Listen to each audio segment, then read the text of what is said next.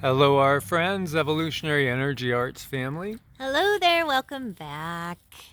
Well, you see, you're looking at mostly fake clouds. There's still some residue of the chemtrails that were laid farther back there.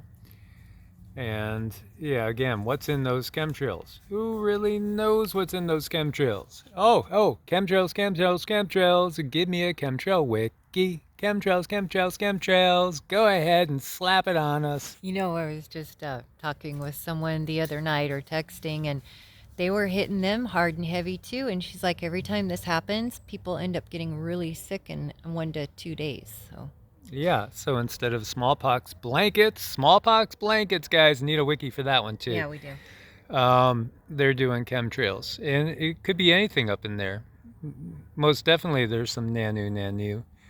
Mm-hmm. And, again, do you think ticks climb trees to get up onto branches out there and then drop down onto their prey? No, I don't think so. I think they're just dropped out of helicopters at low Mm-hmm. altitude. So it reminds me of a religious crimes code act that was put into law in 1883. Do you know what it did? It banned some traditions of indigenous Americans. In effect, it actually banned some religious practices. Wow. Of Native Americans. Yeah, including certain dances. Certain dances, including the ghost dance and certain things that medicine men/women might do, and the penalty was they could take them to jail, withhold rations, make their life miserable.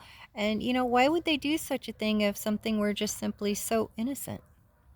Well, it's because, again, the very act, again, of using your intention, asking for help from non physical beings, they don't want any of that being accessed by us. They want to use that for their own benefit, just calling on their, what do they want to call them, jinn or wraiths or Mm-hmm.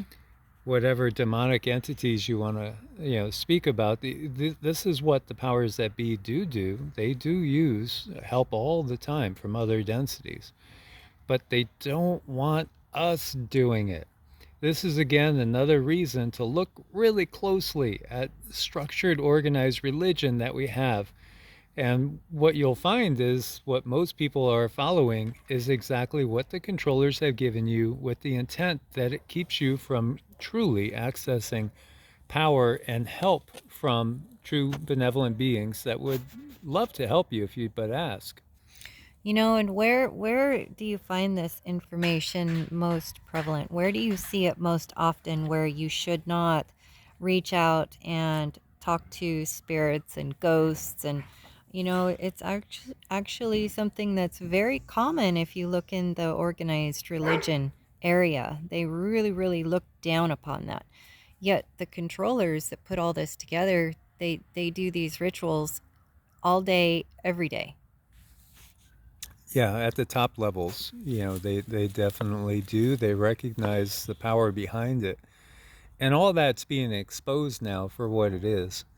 So again, they would want to create this act, the religious, what was it called? The Religious Control Act, or Yeah, the yeah. It of was. 1883. Mhm. We'll find a wiki and do a link to it so you Yeah. guys could look at it.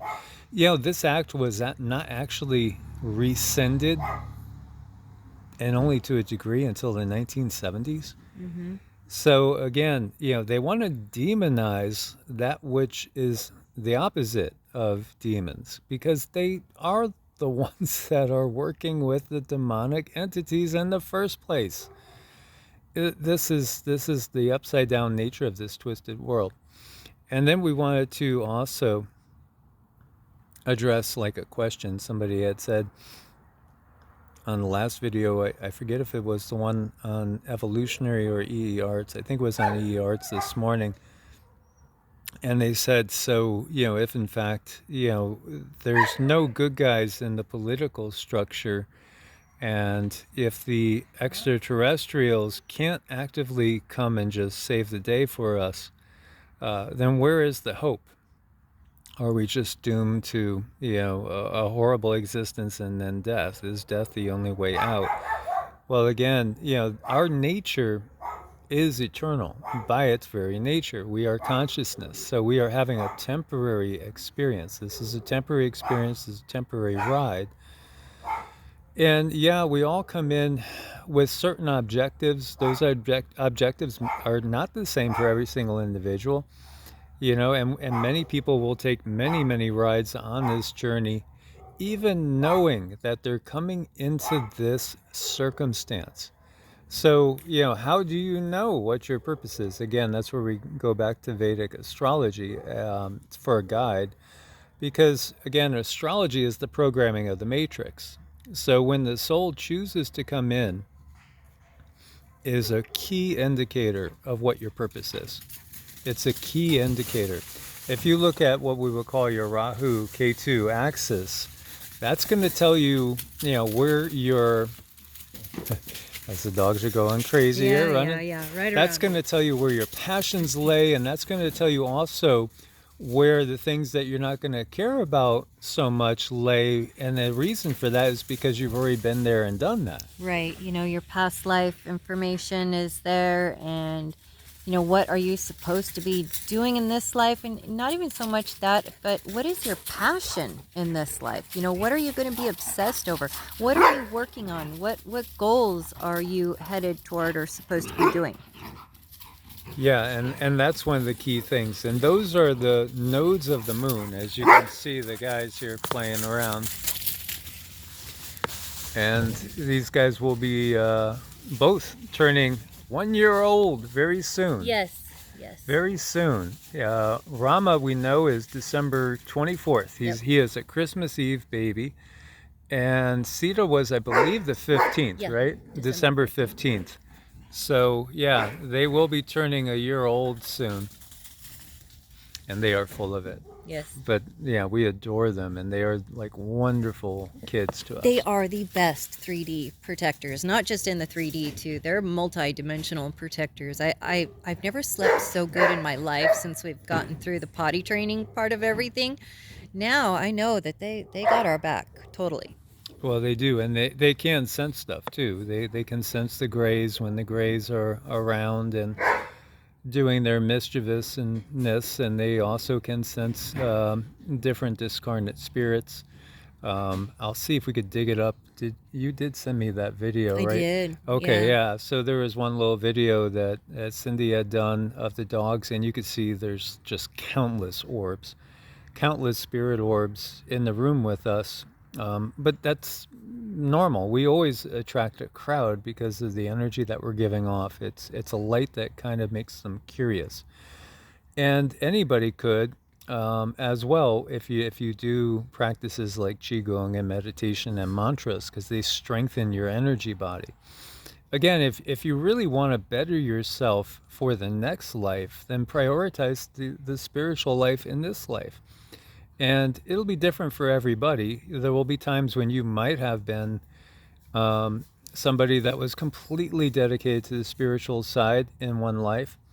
And in this life, you might have had that purpose to be, much more in the world and of the world. And that could be a purpose because it's something you need to work on. Maybe, you've had lives where you were monks, or you were a priestess, or you were any sort of clergy person, so to speak, anybody that was, maybe in a monastery or something along those lines. And, now you need to work on interaction on a different level. Again, it's all about experience. It's all about growth. And so we're not here to be tormented and tortured. Many of us are here at this point in time to basically help awaken others to who they are. There is a biblical quote that basically says, when will the end come? And it says that the end will come when man sits in the temple of God saying he is God. Well, what is that? Well, in the Sanatana Dharma, that's self-realization. So when you look to the Hindu tradition and also many of the others that it has given birth to, it's the understanding that we are all fractals of Source, of the true Creator. We're individual sparks off of the flame of Source, so to speak, each one with a unique consciousness, a unique aspect on things, and we're all experiencing the creation of Source from a different perspective. That's the whole point. That's everything in a nutshell that there is, really. Of course, that can take billions and trillions of years of exploration before everything comes back together into a oneness, and only to just basically do it all over again. And every time, just as much of a thrill as the next. But we have to look at things like, we prepare today for tomorrow. And this life, we prepare this life for the next life. So we're always in a constant state of preparation in some way, shape, or form. And spirituality, learning spirituality, what does it mean? This is a way you can get in touch with that higher self, inner self, and really express yourself to your fullest in this life. So it's about growth, it's about learning, it's about having experiences. And there's many people that get this on a very deep level. And for some people, it might translate to, hey, oh yeah, I know Joe. He's the crazy guy that goes and skydives, or he's rappelling off of cliffs, or whatever it is. And there's this thing where there's like a lack of fear and just this fire for exploration. Now, for other people, it might be defying authoritarianism wherever it is, and just, hey, shh, the powers that be, the controllers, the soldiers, the police, the Gestapo, they're all coming down right now. You better go and be quiet. Meanwhile, there's a crowd gathering, and then that person might be the one that jumps up on that soapbox and starts saying, this is wrong, people.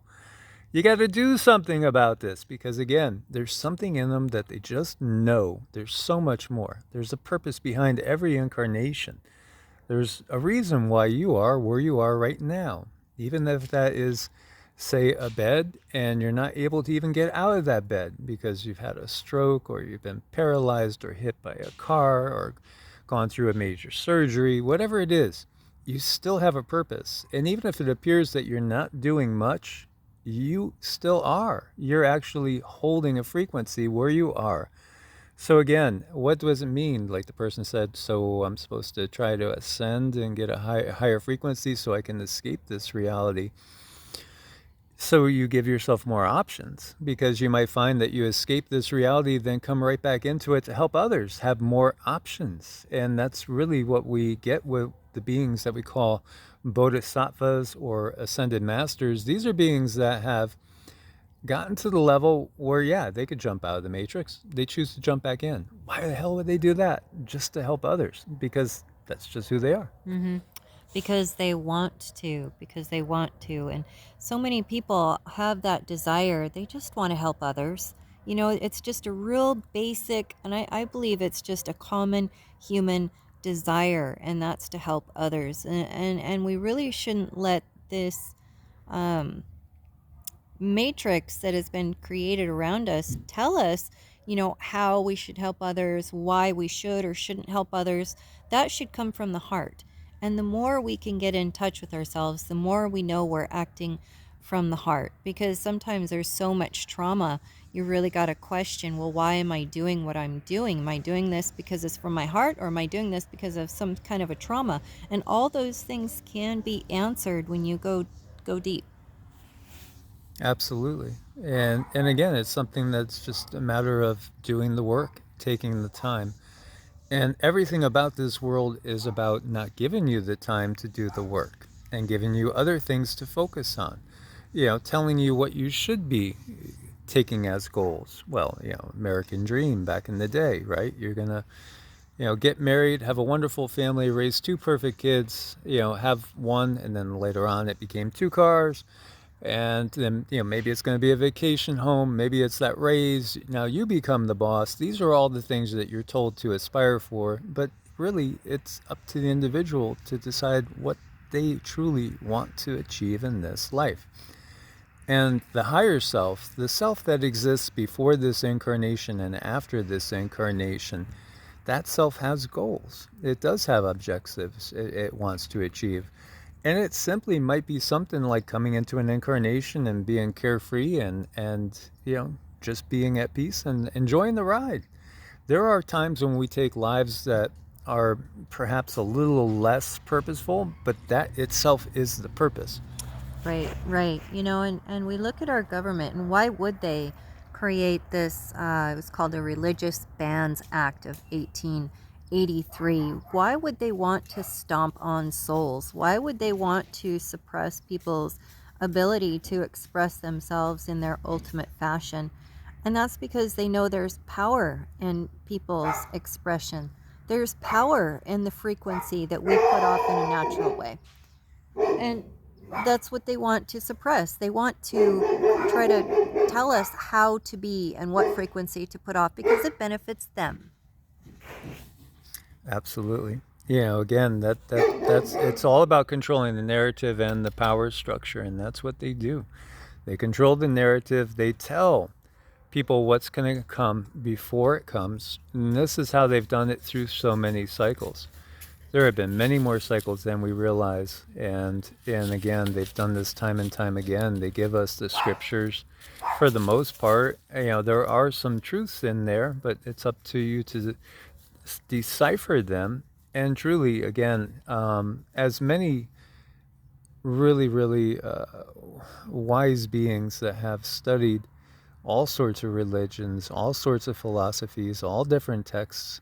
There's so much out there in the Eastern traditions that is spoken of more openly, and that's because they've used the Western tradition to instill their rule of law upon the land. And again, the Roman Empire never stopped, and it came to Rome via Greece, and it came to Greece via where? Well, in reality, again, we could trace it back to Sumeria, but we could even trace it again farther to Nibiru and to Mars, as well as it was in place in Mars. And we could see the destruction on Mars. When we remote view Nibiru, we see tremendous destruction there.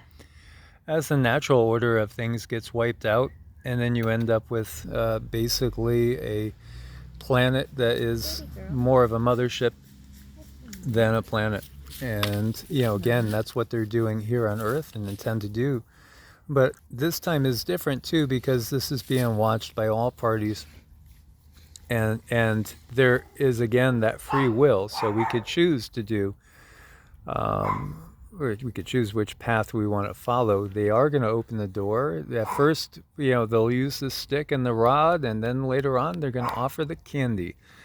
And once we get through this time frame, those that have decided to go with the controllers, they will bring out at some point technologies that will be life extending and life expanding. But at the same time, the part they won't tell you is if they didn't interfere in the first place, our lives would be extended well beyond what they are now and in an organic sense.